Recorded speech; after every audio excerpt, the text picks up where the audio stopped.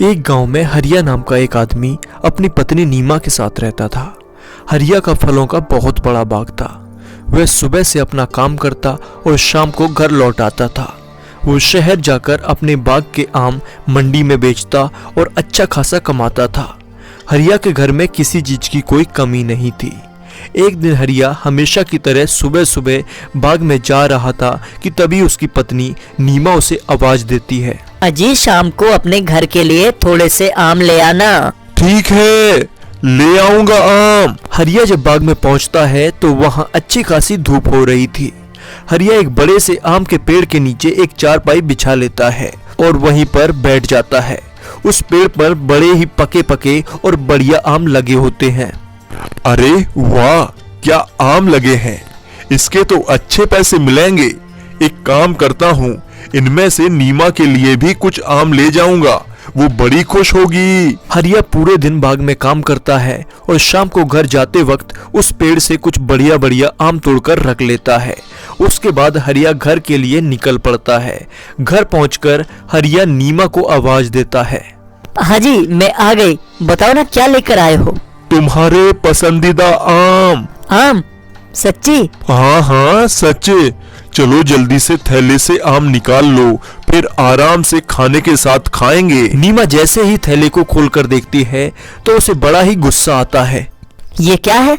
अरे क्या हुआ भाग्यवान, क्यों गुस्सा हो रही हो? ऐसे खाए हुए आम देखकर कौन गुस्सा नहीं होगा। पूरा थैला बस गुठलियों से भरा पड़ा है। गुठलियाँ? कैसी बात कर रही हो नीमा? मैं खुद ताजे ताजे बढ़िया आम तोड़कर लाया हूँ, तो रास्ते में आते आते इन्हें कौन खा गया? वो मुझे क्या पता। अब मैं जा रही हूँ सोने।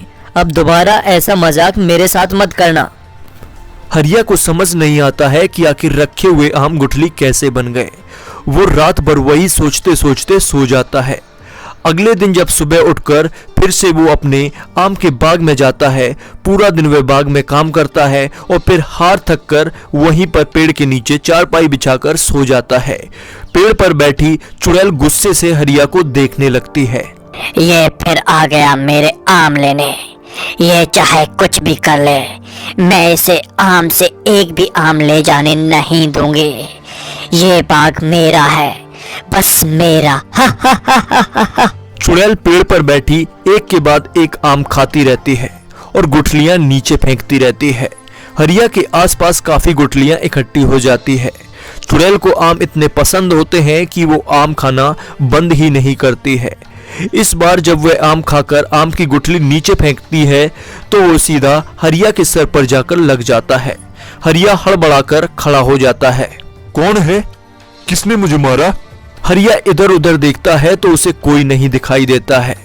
फिर उसकी नजर उसके आसपास पड़ी आम की गुठलियों पर पड़ती है। हरिया उन गुठलियों को देखकर बड़ा हैरान होता है। ये गुठलियां यहाँ कैसे आई? अभी जब मैं सोया था तब तो यहाँ एक भी गुठलियां नहीं थी, तो फिर ये कहाँ से आई? कौन है जो मेरे ही पास गुठलियां फेंक कर गया है?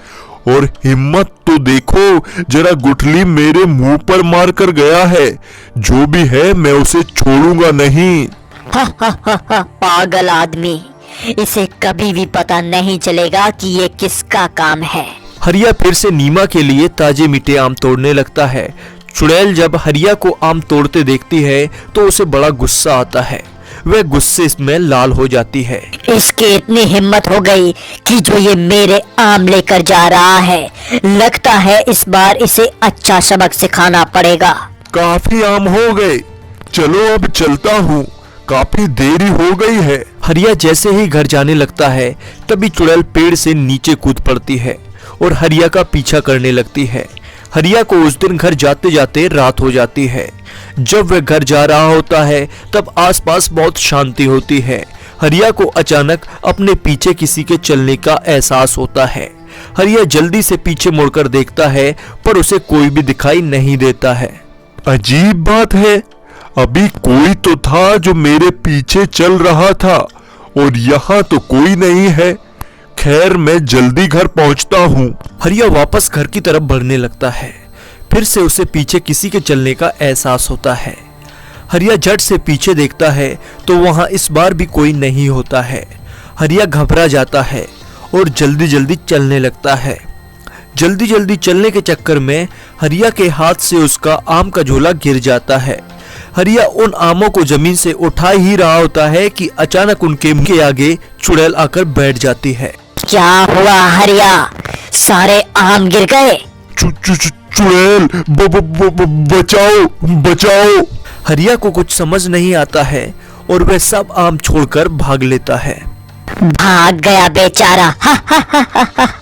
इन आमों पर बस मेरा हक है, बस मेरा, इनको कोई नहीं खा सकता। चुड़ैल वहीं जमीन पर बैठ जाती है और एक एक करके आम उठाकर खाने लगती है।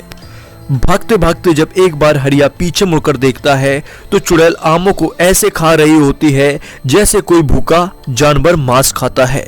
चुड़ैल बड़े मजे से आम खाने में लगी होती है और हरिया भागते भागते अपने घर पहुंचता है तो वह बहुत बुरी तरह हाँफ रहा होता है। अरे क्या हुआ, आप इतनी बुरी तरह हाँफ क्यों रहे हो? नीमा, वो चुड़ैल चुड़ैल। क्या बात कर रहे हो चुड़ैल? हाँ नीमा, मैं झूठ नहीं बोल रहा हूँ। मैंने उसे खुद से अपनी आंखों से देखा हूँ, इन आंखों से बिल्कुल करीब से देखा है।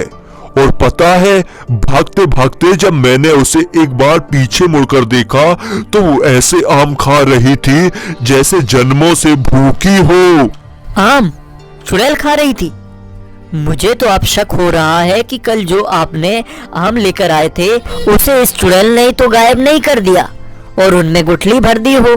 हाँ नीमा, तुम सही बोल रही हो, पर आखिर ये चुड़ैल हमारे पीछे क्यों पड़ गई है? आखिर हमसे चाहती क्या है? पता नहीं जी, ये तो चुड़ैल ही जाने। खैर अभी हम सो जाते हैं, वही सही रहेगा। हरिया और नीमा दोनों सो जाते हैं। सुबह हरिया जल्दी उठ जाता है क्योंकि उसे आम लेकर मंडी पहुंचना होता है। नीमा, अरे ओ नीमा, रास्ते के लिए तुमने खाना बांध दिया है ना?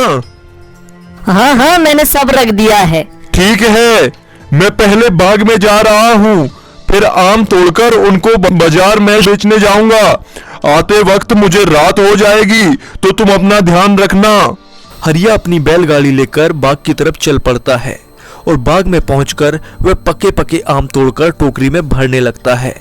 देखते ही देखते काफी टोकरी भर जाती है। उसके बाद हरिया उस पेड़ के पास पहुंचता है जिस पर चुड़ैल रहती है। हरिया उस पेड़ से भी आम तोड़ना शुरू कर देता है।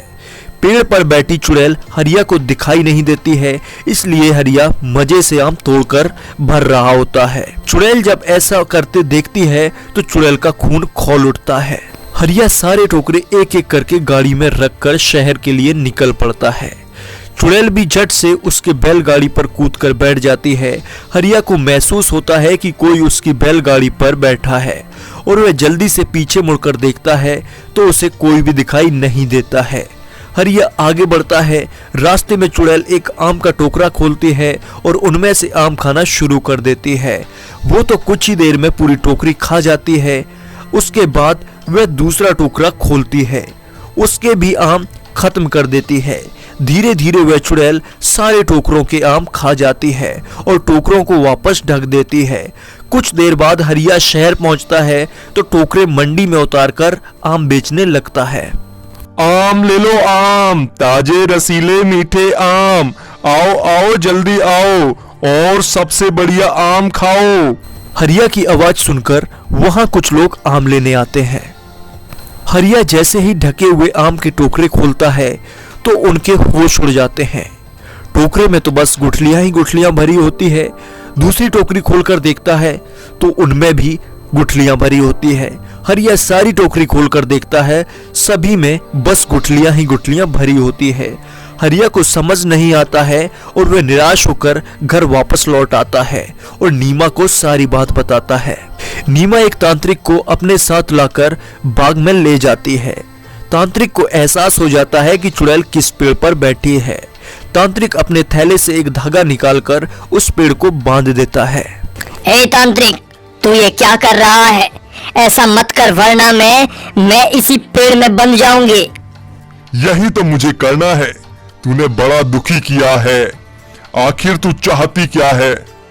मुझे आम पसंद है, एक दिन जब ये आदमी आम बेचने शहर जा रहा था तब मैंने इसकी बैलगाड़ी से आम खाया था और मैं इसके साथ ही यहाँ आ गई। अब इन सब आमों पर मेरा हक है। ऐसा बिल्कुल भी नहीं होगा, समझी? अब मैंने तुझे इस पेड़ से बांध दिया है। आज के बाद तू इस पेड़ से कहीं और नहीं जा पाएगी। चुड़ैल गुस्से में चिल्लाती रह जाती है, पर वह कुछ नहीं कर पाती है और वह हमेशा के लिए उसी पेड़ पर बंधकर रह जाती है और उसी पेड़ के आम का स्वाद ले पाती है। दोस्तों ये कहानी कैसी लगी कमेंट्स बॉक्स में बताइए। इसके अलावा इस वीडियो को लाइक करिए, चैनल पर नए हैं तो चैनल को सब्सक्राइब कर लीजिए। धन्यवाद।